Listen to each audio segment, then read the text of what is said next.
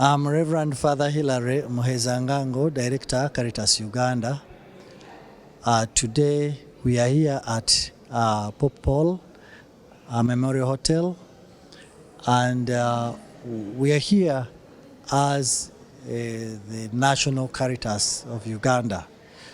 All the 19 Catholic dioceses are represented here by their Caritas directors, the women representatives, and some of the staff, together with all the staff of Caritas Uganda.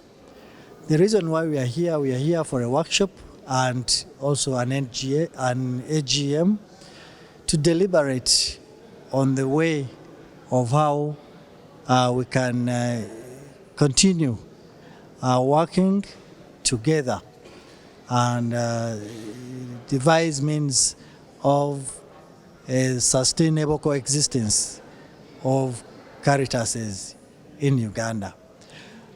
First of all, we are based on the scripture verse that comes from the Acts of the Apostles, chapter 4, verse 32, which mentions that the apostles lived in unity with one heart and mind, and they collected whatever they had. They sold some of their items that they had, the property they had, and brought the money together and distributed the money according to the needs of the people that we are suffering at that time.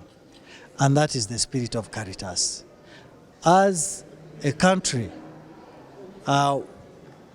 generally, we are faced with the challenge of over-dependency on donors. Yes, we have to be supported by others, but at the same time, we have also to put mechanisms that build the resilience on how we can survive and still take care of the needs of our own people in charity and development. Pope Francis has initiated this synod on synodality. And the three things that he's inviting us all to do is to listen, to dialogue, and work together. In so doing, we are going to be able to devise new paths of fraternity. And actually, Caritas Internationalis is now, for the next 4 years, running on the theme, building new paths of fraternity. It comes from a document called Fratelli Tutti. We are all brothers. But we can't be all brothers when we don't benefit from our diversity. Our diversity must be actually an opportunity rather than a deterrent from what we are supposed to do as Caritases. I'm encouraging all the Caritas organizations in Uganda, as we gather today, to come up with tangible solutions that will help us to work together, to build resilient, charitable, and developed communities.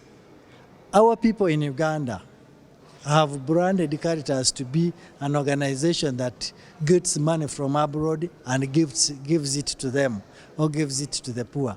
But actually, Caritas is meant to be an organ of the Catholic Church that collects money from its own people, from the Catholics, from other people in the country. And this money can come together and support the works of Caritas within the country. That's the way we can help one another. We are at the time when everybody, especially our international brothers and sisters, are worried about the decision of the government to pass the homosexuality bill. And they are questioning We know that the World Bank is threatening to close loans and businesses with Uganda.